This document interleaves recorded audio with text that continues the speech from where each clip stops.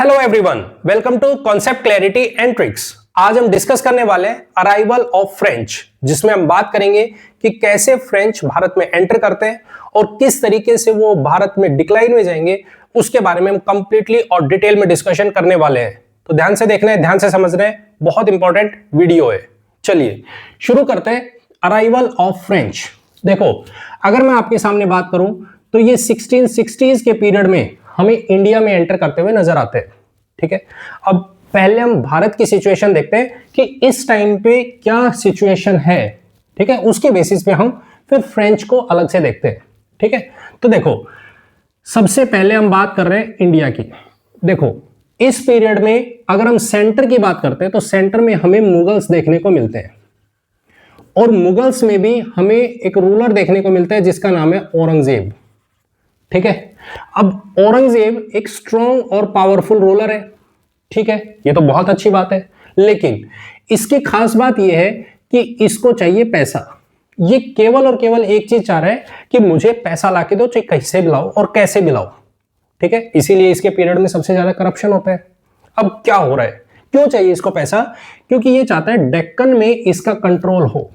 ये अपने आप को एक्सपेंड करने की कोशिश कर रहा है और डीप साउथ में जाने की कोशिश करेगा। दूसरी चीज, यहां पे एक और पावर निकल के आ रही है जिसको हम बोल रहे हैं मराठा। और मराठाज में हमें देखने को मिलते हैं छत्रपति शिवाजी महाराज, जो बार बार मुगल से कॉन्फ्लिक्ट में उलझे रहेंगे। ठीक है, तो इस कॉन्फ्लिक्ट में पैसा लगेगा और पैसा लगेगा तो वो सेंटर पावर को तो चाहिए ना पैसा। इसके लिए कह रहा है कि मुझे पैसा चाहिए। ध्यान दो इस चीज पे, इसी का फायदा फ्रेंच लेंगे। ठीक है, कि मुझे पैसा चाहिए, कहीं से भी लाओ। Point clear? उसी तरीके से हम बात करते हैं डीप साउथ में एक एम्पायर हुआ करता है जिसका नाम है विजयनगर एम्पायर। विजयनगर एम्पायर धीरे धीरे डिक्लाइन में जा रहा है, ये टूटने लग रहा है। वहीं हम बात करते हैं एक डायनेस्टी निकल के आती है जिसका नाम है गोलकोंडा। गोलकोंडा वाले रीजन में गोलकोंडा डायनेस्टी निकल के आ रही है। एक शाही डायनेस्टीज है जो यहां पे निकल के आ रही है। पॉइंट क्लियर है? तो इस तरीके की सिचुएशन हमारे पास इंडिया में है। वहीं हम बात करते हैं कि 3 ऑलरेडी कंपनीज है जो यूरोपियन है, जो ऑलरेडी एस्टेब्लिश्ड है, इंडिया में ऑलरेडी बैठी हुई है, जो मेन है। कौन कौन सी? पहली पोर्तुगीज है, पोर्तुगीज है। दूसरी हम देखते हैं डच है और तीसरी हम देखते हैं ईस्ट इंडिया कंपनी है, ब्रिटिशर्स। ठीक है, ये ऑलरेडी बैठे हुए हैं। अब ध्यान से समझना इस चीज को। अब बात करते हैं फ्रेंच की। ठीक है, ठीक है, देखो फ्रेंच 1660s में आ रहे हैं। तो अब समझने वाली बात है कि फ्रेंच सबसे लेट आ रहे हैं, एक तरीके से इन चारों में से सबसे लेट आ रहे हैं। तो लेट आ रहे हैं तो ऑब्वियस है इनके लिए इंडिया को समझना और उसके हिसाब से काम करना इनके लिए बहुत ज्यादा मुश्किल होगा, क्योंकि पहले तो इंडिया को समझेंगे तो उसमें टाइम लगेगा। ये लोग ऑलरेडी इंडिया को जानते हैं क्योंकि ये तो बहुत पहले से आए हुए। ये 1400 में आ गए थे, ये हमारे पास देखने को मिलते हैं 1500 में आ गए थे। पॉइंट क्लियर है? 1500 के लास्ट में 1600 में हम देखते हैं कि ये एंटर कर चुके हैं इंडिया में। तो इनके लिए टाइम स्पेंड हो चुका है, ये इंडिया को देख चुके हैं, यहां से ये पैसा कमाने लग रहे हैं, इनके पास पैसा आने लग रहा है भर भर के। पॉइंट क्लियर है? पोर्तुगीज डिक्लाइन में जा रहे हैं, बिल्कुल जा रहे हैं, डच इनकी पिटाई कर रहे हैं इस टाइम पीरियड में, लेकिन फिर भी ये ऑलरेडी है, इंडिया में है। पॉइंट क्लियर है? Point clear? अब जब ये लेट कमर्स है तो डेफिनेट है इंडिया इनके लिए एक नई जगह है, वहां पे नया माहौल है, तो उसको समझने में थोड़ा टाइम लगेगा। दूसरी चीज इनके लिए खास क्या है, यहां पे हमारे पास में देखने को मिलेगा कि जो फ्रेंच है वो ऑलरेडी एक वॉर में उलझे हुए हॉलैंड के साथ। हॉलैंड के साथ, अब हॉलैंड के साथ में जब वॉर में उलझे हैं तो इनके पास रिसोर्सेज डेफिनेट है कि कम मिलेंगे। भाई इनके पास में जितने रिसोर्सेज हैं इनके पास तो कम मिलेंगे। क्यों? क्योंकि ये पहले से अपना एक फ्रंट खोल के बैठे हैं, वहां पे इनका ध्यान दूसरी तरफ है। ठीक है, पॉइंट क्लियर है? तो इस सिचुएशन के बेस पे हम बात करें तो हमें देखने को मिलता है फ्रेंच जिनको समझना चाहिए इंडिया को, वो एक ऐसी सिचुएशन में आ रहे हैं जो पूरी तरीके से गवर्नमेंट पे डिपेंडेंट है। गवर्नमेंट पे डिपेंडेंट, गवर्नमेंट फ्रेंच गवर्नमेंट कहेगी कि आपको ऐसा करना है तो ये वैसा ही करेंगे। गवर्नमेंट डिपेंडेंट है, ठीक है, इसीलिए हम देखेंगे इनमें बहुत सारी प्रॉब्लम्स भी फेस करने को मिलेंगी।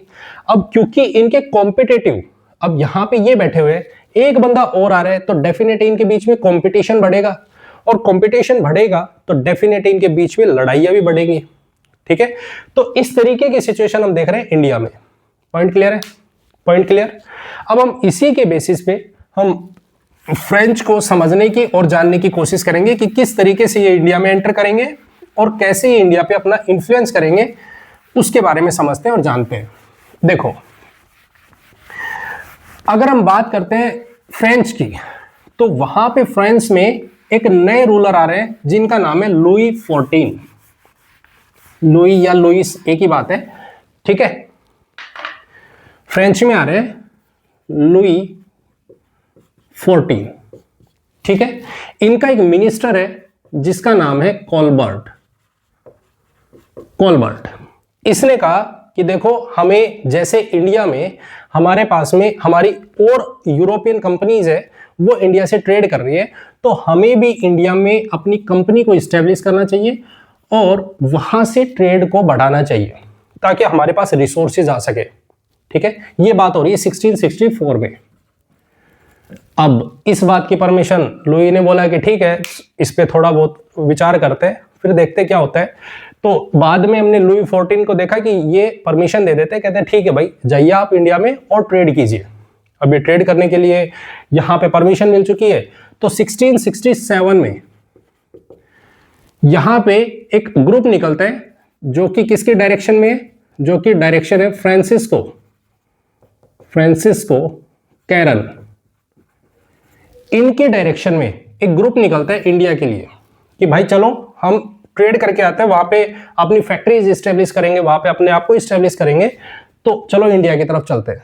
ठीक है, तो ये इंडिया में पहुंचते हैं 1668 में, और औरंगजेब से इनकी मुलाकात होती है कि देखिए हमें यहाँ पे अपने आप को इस्टेब्लिश करने दीजिए कंपनी को, ताकि हम आपको भी कुछ प्रॉफिट दे सके, आपको पैसा देंगे हम। अब औरंगजेब को तो चाहिए पैसा, अब वो कहीं से भी आए। ठीक है, तो यही विचार से हमारे पास देखने को मिलता है फ्रेंच एंटर करते हैं और वो अपनी पहली फैक्ट्री, फर्स्ट फैक्ट्री इस्टेब्लिश करते हैं। कहां पे? सूरत में।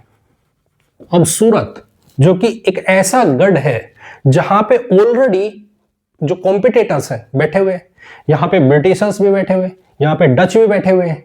ठीक है, अब ये एक नया बंदा आ गया यहां पे। पॉइंट क्लियर है? तो इस तरीके से अपने आप को इस्टेब्लिश करते हैं। वैसे हम देखते हैं 69 के पीरियड में इन्होंने अपनी सेकंड फैक्ट्री इस्टेब्लिश की मसूलीपट्टनम में। मसूलीपट्टनम कि चलो अब डीप साउथ में चलते हैं, वहां पे एक और फैक्ट्री इस्टेब्लिश करते हैं, वहां से ट्रेड करेंगे, तो वहां अपने आप को इस्टेब्लिश किया। इसके बाद क्या होता है 72। अब ये धीरे धीरे क्योंकि अपने आप को इस्टेब्लिश कर रहे हैं, तो अब ये पावर में आ रहे हैं कि भाई देखो हम तो अब बहुत ही स्ट्रांग हो गए। हमने तो जहां सोचा सूरत में तो वहां अपने पैर जमा लिए, जहां हमने सोचा साउथ में तो वहां भी हमने पैर जमा लिए। जैसे हमने ईस्ट इंडिया कंपनी के साथ में देखा, डच के साथ में देखा, वो जो शुरुआत में तो उनको मार पड़ी थी, तो वो उससे सीखे हुए हैं। अब ये इनको नया नया माहौल मिला और वहां पे जब ये इस्टेब्लिश कर चुके हैं तो डेफिनेटली इनके पंख आ गए कि देखो हमें तो कोई छूने वाला ही नहीं है। तो यहां पे एक बंदा निकल के आ रहा है जिसका नाम है एडमिरल डे। Admiral day. अब ये चौड़ में हो गया कि हम किसी को नहीं बख्शेंगे, तो इसने क्या किया, वहां पे सेंट थोमे करके एक जगह है जिसका जो गोलकोंडा वाले रीजन में है। इन्होंने देखा कि ये टेरिटरी है, ये फ्री पड़ी है, चलो इसको कैप्चर करते हैं। है तो गोलकोंडा की लेकिन कैप्चर करते हैं, तो इन्होंने वहां पे फोर्सफुली इनको कैप्चर किया। ठीक है, अब समझना इस बात को, जैसे आप क्लास की बात को सोचो, एक क्लास है उसमें एक मॉनिटर है, वो पहले किसी को कुछ नहीं कह रहा, वो देख रहे हैं कि कौन क्या कर रहा है। अब कोई बच्चा जो पीछे बैठा हुआ है वो एक बकवास कर देगा तो वो बस देखता रहेगा कि अच्छा ये हो रहा है। बाद में जाके वो जाके चुपके से टीचर को जाके शिकायत करके आएगा कि देखो ऐसा ऐसा हुआ है, फिर टीचर आके उसकी पिटाई करेगा। हाँ भाई बता ऐसा हुआ था, बोले हाँ हाँ देखो मैंने देखा, अपनी आंखों से देखा, इसने इस तरीके से किया। ऐसा ही हमें यहाँ पे देखने को मिलता है। जब ये सारी हरकत हो रही है, उन्होंने इसको कैप्चर कर लिया, उसके बाद डच आए, बोले ये क्या हो रहा है, हमने देखा है सेंट थोमे को कैप्चर किया फोर्सफुली इन्होंने, इन्होंने जाके शिकायत करना शुरू कर दिया गोलकोंडा के रूलर को। बोले आप कैसे रूलर हो, कैसे रूलर हो आप, आपकी टेरिटरी, वहां पे कोई बाहरी बंदा, इनको ये पता है कि ये हमारे कॉम्पिटेटिव है तो इनको आगे नहीं बढ़ने देना, ठीक है। तो इन्होंने जाके इनसे कंप्लेन करना शुरू किया कि देखो आपकी टेरिटरी में आप राजा होते हुए और ये फोर्स दिखा रहे हैं, इनको भगाओ यहां से, ठीक है। तो इस बात को दोनों मिलते, गोलकोंडा के रूलर और डच दोनों मिले और दोनों ने अटैक कर दिया किसके ऊपर, फ्रेंच पे, और कहा कि भाई अब आप यहां पे पावर दिखाओगे। तो इन्होंने इनको हराया और हरा के ये भाग गए यहां से। भाई भागो, मार देंगे ये लोग तो मार देंगे अगर यदि इसी तरीके से हमारे पीछे पड़े। तो एडमिरल डे भाग रहे, भागो यहां से। ये सारी इंफॉर्मेशन पहुंचती है फ्रांस में। बोले भाई देखो एडमिरल डे वहां पे ट्रेड करने गए, मैंने बोला ना कि गवर्नमेंट की बैकिंग है, यहाँ पे पूरा प्रोसेस गवर्नमेंट देखेगी, ऑप्शन दे या ना दे वो गवर्नमेंट देखेगी। तो एडमिरल डे के बारे में जब ये इंफॉर्मेशन वहां पे पहुंचती है कि एडमिरल डे ने ये सब हरकत की है, तो बोले पहली बात उसको बाहर निकालो यहां से। बोले वो ट्रेड करने गए या लड़ाई करने गए, बाहर निकालिए उसे। तो पहले एडमिरल डे को बाहर निकाला, कहा कि इसकी जगह पे हम एक और बंदे को भेज रहे हैं जिसका नाम है फ्रांसीसी मार्टिन। फ्रांसीसी मार्टिन ये वो बंदा है जिसको बोला जाता है रियल फाउंडर ऑफ फ्रेंच। जो फ्रेंच अपने पैर यहां पे इस्टेब्लिश करेंगे उसके बेसिस पे हम इनको बोलते हैं रियल फाउंडर। कैसे? क्योंकि इसको भेजा गया कि भाई जो रायता इसने फैलाया है, एडमिरल डे ने फैलाया है कि भाई हम जाएंगे वहां पे फोर्स दिखाएंगे, अपना इफेक्ट वहां पे इस्टेब्लिश करने की कोशिश करेंगे, ये उस सब को समेटने की और वहां पे अपने आप को इस्टेब्लिश करने की कोशिश करेगा, शुरुआत करेगा। ठीक है, कैसे? देखो तो यहां आते हैं फ्रांसीसी मार्टिन, इनके साथ एक बंदे आते हैं वेलांगे लिस्पन। ठीक है, इनको भेजा गया कि भाई आप जाओ और जाके जहां पे ये उसने इस तरीके की हरकत की है ना उसको सुलझाइए और संभालिए उसको। बोले ठीक है। तो ये दोनों मिलते हैं और ये गए गोलकोंडा के रूलर के पास में, और गोलकोंडा वाले रीजन में वैलीकोंडापुरम यहां पहुंचे कि देखो हम मानते हैं कि वो एडमिरल डे है वो बेकार आदमी था, भाई अपने बंदे की तो पहले बुराई करनी पड़ेगी ना, तभी तो रूलर के पास अपना इफेक्ट बना सकते हो। तो इन्होंने वहां पे बुराई करना शुरू किया। देखो हम मानते हैं वो था ही बेकार, वो है ही इस तरीके का, आप उसकी बातों को जाने दो, हम यहाँ पे ट्रेड करने आए, हम आपसे सॉरी बोलते हैं, रिक्वेस्ट करते हैं कि हमारे को यहाँ पे परमिशन दी जाए ट्रेड करने की, ताकि हम अपने आप को यहाँ पे इस्टेब्लिश कर पाए। यहाँ पे रूलर जो बैठे हुए हैं वो बैठे शेर खां लोधी। ये वो लोधी नहीं है जो लोधी डायनेस्टी ऊपर हुआ करती थी, ये अलग है जो साउथ में। ठीक है, पॉइंट क्लियर है? तो इनको बोले ठीक है, हमें आपकी बातें अच्छी लगी, हम आपके बेसिस पे यहाँ पे इस्टेब्लिश करने के लिए मैं आपको एक छोटा सा शहर दे देता हूँ, गांव दे देता हूँ, पौंडीचेरी। उस टाइम में ये ऐसा नहीं था कि जो डेवलप्ड है, इस्टेब्लिश किया, यहाँ पे एक सिटी इस्टेब्लिश करते बाद में ये फ्रेंच, और इसी को वो बाद में अपना हेडक्वार्टर इस्टेब्लिश करेंगे। ठीक है, पॉइंट क्लियर है? 75 76 इस पीरियड की बात हो रही है। तो ये वो पीरियड है जहां देखो अगर साउथ में हम बात करें तो साउथ में हमें इसी पीरियड में इसी जगह पे हमें अगर डच की बात करते हैं तो डच जो कि पुलिकट वाले रीजन में बैठे हुए हैं। अगर मैं बात करता हूं ईस्ट इंडिया कंपनी की तो ये कहां पे बैठे हैं? मद्रास में, मद्रास को कैप्चर कर चुके हैं ये। अगर हम बात करते हैं फ्रेंच की, अब इन्होंने पौंडीचेरी इस वाले रीजन में अपने आप को बिठा लिया और तीनों के हेडक्वार्टर यहां है, तीनों के तीनों यहां बना के बैठे, अपना बेस बना चुके हैं। तो डेफिनेट है जब ये तीनों की तीनों सुपर पावर हो रही है, एक तरीके से आप ये कह सकते हो कि सुपर पावर आप ये कह सकते हो अभी फिलहाल के लिए समझने के लिए, तीनों के तीनों में कॉन्फ्लिक्ट होना लाजमी है। क्यों? क्योंकि तीनों के तीनों लोग कॉम्पिटिटिव एक दूसरे के और तीनों ट्रेड को बढ़ाने की बात करेंगे, यहीं से वो एक दूसरे के पास में हेल्प भेजने की कोशिश करेंगे जब भी इनको मौका मिलेगा कि इनकी टेरिटरी किसी को छीनी जा रही है या कोई कैप्चर करने की कोशिश करेगा तो उसके ऊपर अटैक करेंगे। पॉइंट क्लियर है? हेडक्वार्टर इनका यहां पे है तो डेफिनेट है कॉन्फ्लिक्ट भी बढ़ेगा। Point clear? पॉइंट क्लियर है? तो इस तरीके की सिचुएशन हमें यहां पे देखने को मिलती है। Point clear? अब यही सेम चीज ये देख रहे हैं कि भाई अब हमें अपने आप को और आगे ले जाना चाहिए, अपने आप को और एक्सपेंड करना चाहिए। और वो किधर जाना चाहिए? तो ईस्ट की तरफ जाते हैं। अब हम आगे किधर बढ़े? बोले ईस्ट की तरफ। ईस्ट में कहां? बोले बंगाल में।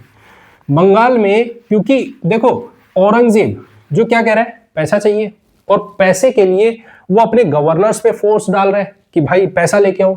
तो बंगाल में हम देखते हैं शाइस्ता खान।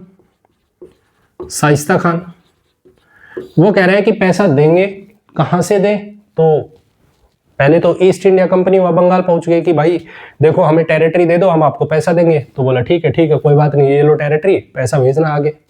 ऐसे ही अब फ्रेंच ने देखा कि देखो वहां पे ब्रिटिशर्स पहुंच गए तो हमें भी जाना चाहिए। तो ये भी पहुंच गए शाइस्ता खान के पास कि देखो आपने पैसे में उनको टेरिटरी दे दी तो फिर हमने क्या बिगाड़ा है, हमें भी दे दो। बोले क्या दोगे हमें? बोले हम आपको पैसा देंगे, जितना कहोगे उतना पैसा दे देंगे, एनुअली पे करेंगे, जैसे ब्रिटिशर्स आपको पे कर रहे हैं वैसे हम भी आपको पे करेंगे। बोले ठीक है। तो यहां से इन्होंने चंद्रनगर का एरिया दिया 1692-93 वाले पीरियड में, ये वाला एरिया भी इनको दे दिया। बोले अब आप यहां पे बैठो, अपने आप को स्टेब्लिश करो, अपनी कंपनी बनानी, कंपनी बनाइए, यहां से ट्रेड करना है आप ट्रेड कीजिए।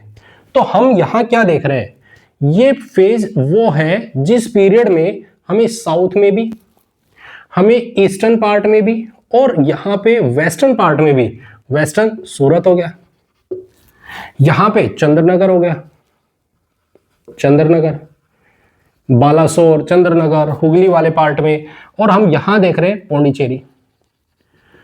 तीनों के तीनों ऐसे पार्ट हैं, तीनों ऐसी टेरिटरीज हैं जहां पे ऑलरेडी डच भी बैठे हुए हैं और ईस्ट इंडिया कंपनी भी बैठी है। तीनों के तीनों लोग, तीनों ईस्ट इंडिया कंपनी, डच और फ्रेंच, तीनों के तीनों इस जगह पे बैठे हुए हैं, ईस्ट, साउथ और वेस्ट में। तो डेफिनेट है ये बार बार भिड़ेंगे, बार बार लड़ाइयां करेंगे। इसी का हमें खामियाजा देखने को मिलता है 1693 में। 1693 इसी पीरियड में हमें देखने को मिलता है ब्रिटिशर्स को मार पड़ती है बंगाल वाले रीजन में, और इसी पीरियड में हम देखते हैं 1693 में डच और फ्रेंच एक दूसरे के आमने सामने होते हैं, दोनों के बीच में लड़ाइयाँ होती है, और लड़ाई होती है तो उसको हम बोलते हैं कि भाई क्यों लड़ाई कर रहे हो? बोले ये हमारी टेरिटरी को कैप्चर करने की सोच रहे हैं, ये हमारे ट्रेड को खाने की कोशिश कर रहे हैं, तो हम इनको छोड़ेंगे नहीं। और डच ने धो के फ्रेंच को लपेट दिया, और जैसे ये लपेटा तो इनसे पौंडीचेरी छीन लिया। पौंडीचेरी किनसे छीन लिया? फ्रेंच से।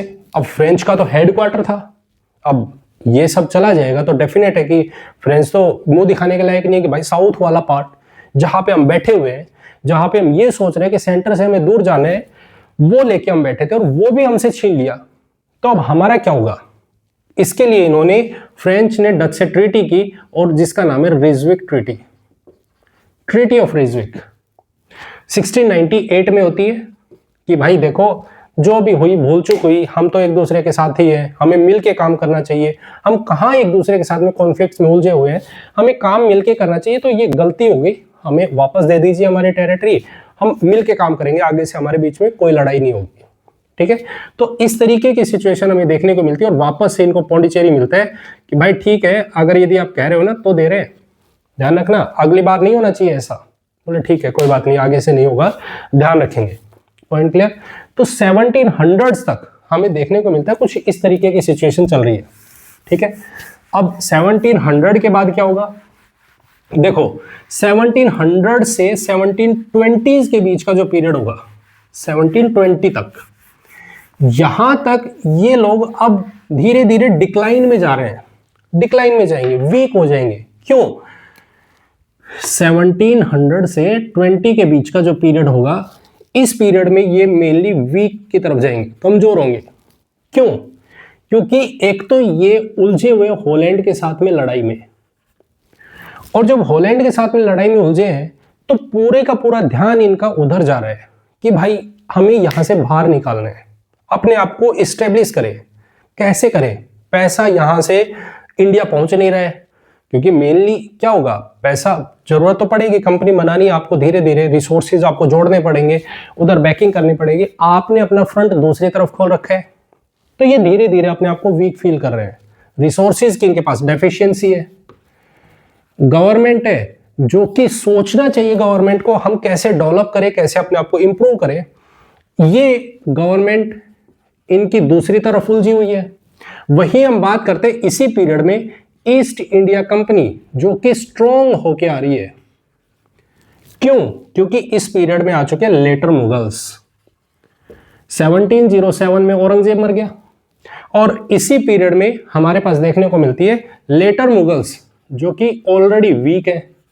और जब ये वीक है तो ये इन्फ्लुएंस्ड है बाहरी लोगों से, ठीक है। तो ईस्ट इंडिया कंपनी अपने आप को स्ट्रॉन्ग कर रही है। डच क्या कर रहे हैं? डच बैठ के देखने लग रहे हैं, सिर्फ हाथ रख रख के ऐसे, और सिर्फ देख रहे क्या चल रहा है, क्योंकि उनके पास और कोई ऑप्शन ही नहीं है, वो कुछ नहीं कर पा रहे हैं। Point clear? तो ये सारी सिचुएशन हमें देखने को मिलती है इन 20 सालों में।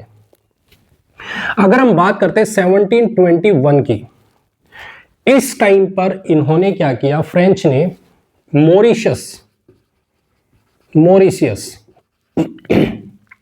इसको कैप्चर कर लिया। तो यहां पे इनको अब जैसे कोई बंदा है सो के उठा और उठ के वो अचानक से कोई ऐसा काम कर दे, अचानक से मान लो सपोज करो आप पढ़ने बैठ जाओ और पढ़ो और आपका माइंड एकदम फ्रेश है, तो आप जो चीज घंटे में कर सकते हो वो आप 5 मिनट में रिवाइज कर गए, तो आपका कॉन्फिडेंस बहुत हाई होगा कि देखो मैं बहुत आराम से ये चीज कर सकता हूं। तो आप बार बार सोने की कोशिश करो, मैं सो जाऊं फिर से उठूं, सो जाऊं फिर से उठूं, ताकि मेरे अंदर एनर्जी हो, मैं एनर्जेटिक हूं। वैसा ही ये सो रहे थे अभी तक, अब जैसे ये उठे तो इन्होंने मॉरिशियस देखा, वहां पे इन्होंने अपना इफेक्ट बनाया, वहां पे उस टेरिटरी को कैप्चर कर लिया। तो इनको क्या लगा कि हमारे पास नेवी है वो बहुत ही स्ट्रांग है और अब हम ईस्ट इंडिया कंपनी को टक्कर दे सकते हैं, उनको मार सकते हैं। तो इनके अंदर अब कॉन्फिडेंस आना शुरू हो गया है, ठीक है। तो अब ये दोबारा से अपने आप को एनर्जेटिक समझ रहे हैं कि हम अब काम करेंगे, ठीक है। इसी तरीके से हम देखते हैं 25, इन्होंने मालाबार कोस्ट हो गया, मालाबार वाला कोस्ट, ठीक है, मालाबार कोस्ट, इसको अपने कब्जे में ले लिया। वैसे हम देखते हैं कराईकल, माहे, कराईकल एंड सोन, इस तरीके से ये इनको कैप्चर कर लिया। और जब ये पार्ट कैप्चर हो गया तो अब ये सोच रहे हैं हमारी टेरिटरी एक्सपेंड कर रही है, ये अपने आप को अब एक्सपेंशन की तरफ ले जा रहे हैं, ठीक है। क्योंकि लेटर मुगल्स ये सारे वीक है, ठीक है, तो इस वजह से अपने आप को स्ट्रॉन्ग बना रहे हैं। क्लियर? ऐसे हम देखते हैं 39 वाले पार्ट में कि ये अपना इन्फ्लुएंस और बनाएंगे, और ज्यादा टेरिटरीज को कैप्चर करेंगे, ठीक है। तो ये सारी सिचुएशन अब हमें क्या कर रही है कि जो हमारे पास में फ्रेंच है वो स्ट्रॉन्ग हो रहे हैं, स्ट्रॉन्ग होके आने लग रहे हैं। ये सारी कहानी हमें ट्रेड की 42 तक देखने को मिलती है, 1742 तक वो अपने आप को एक्सपेंशन भी करेंगे 20 से 42 और अपने ट्रेड को बढ़ाएंगे, ठीक है। 42 में सारी सिचुएशन बदल जाएगी और उसके बदलने के पीछे का रीजन क्या होगा? उसके पीछे बदलने का रीजन होगा हमारे पास में यूरोप, और यूरोप में भी ऑस्ट्रिया में क्या होगा? ऑस्ट्रिया में क्राउन को लेके लड़ाई हो जाएगी। वहां पे ब्रिटिशर्स ये कहेंगे कि हमारा राजा होना चाहिए, फ्रेंच कहेंगे हमारा रूलर होना चाहिए ऑस्ट्रिया में। और इस जिद्दोजहद में पूरे का पूरा इफेक्ट इनका इंडिया पे आ जाता है और यहीं से शुरू होती है हमारे पास में कार्नाटिक फर्स्ट, कार्नाटिक सेकंड और कार्नाटिक थर्ड, ठीक है। और कार्नाटिक वॉर में हम देखते हैं कि ये डिफीट हो जाते हैं। फाइनली हम बात करें तो ये हम डिस्कशन कर चुके हैं, कर्नाटिक फर्स्ट सेकंड थर्ड क्या है, क्यों हुई और उनके क्या कंक्लूजन रहे, वो हम ऑलरेडी डिस्कशन कर चुके हैं। तो ये जब हार जाते हैं तो पूरी तरीके से एक तरीके से ठंडे बस्ते में चले जाते हैं कि भाई अब हमारा कुछ नहीं होना। फिर भी थोड़ी बहुत कसर बची तो वो हमारे पास देखने को मिलती है 1760s में, हमें देखने को मिलते हैं जिसका नाम है वॉन्डिवोश, बैटल ऑफ वॉन्डिवोश। उसमें फ्रेंच और टूट गए। वहां पे फ्रेंच को बोला कि देखो, ईस्ट इंडिया कंपनी ने बोला कि आप ट्रेड करने आए हो, सिर्फ ट्रेड कीजिए, इंडिया के इंटरनल मैटर्स में घुसने की जरूरत नहीं है। अगर आगे से ऐसा किया तो आपसे पूरा पार्ट छीन लिया जाएगा। ठीक है, तो इस तरीके से हम देखते हैं कि ये धीरे धीरे डिक्लाइन में गए। अब क्योंकि ये बाहर आके सामने से तो कर नहीं सकते कुछ भी, तो इन्होंने अंदर अंदर इंटरनली हेल्प करना शुरू किया। जैसे हम बात करेंगे तो मैसूर की हमने डिस्कशन किया कि मैसूर को वो इंटरनल सपोर्ट करना शुरू करेंगे, उनको आर्टिलरी देना शुरू करेंगे, वहां पे गन पाउडर की फैक्ट्रीज लगाना शुरू करेंगे और उनको ट्रेनिंग देंगे कि किस तरीके से आप वॉर कर सकते हो, कैसे आप लड़ाई लड़ सकते हो, उसको ट्रेन करना शुरू करेंगे। ठीक है, तो ये सारी सिचुएशन हम फ्रेंच की देखते हैं। पॉइंट क्लियर है? ये चीजें हम ऑलरेडी डिस्कशन कर चुके हैं, तो आप पीछे वाले पार्ट को देख सकते हो। Point clear? तो ये है हमारे पास में फ्रेंच कैसे आए, किस तरीके से वो अपने आप को एस्टेब्लिश करते हैं और धीरे धीरे वो डिक्लाइन में जाते हैं, उसके बारे में। आई होप आपको पूरा लेक्चर समझ आ गया और वीडियो अच्छी लगी। अगर आपको वीडियो अच्छी लगी तो इसे लाइक, कमेंट एंड शेयर जरूर करें। चैनल को सब्सक्राइब नहीं किए तो प्लीज चैनल को सब्सक्राइब जरूर करें। मिलते हैं नेक्स्ट वीडियो में। Thank you very much and have a nice day. Bye bye, take care.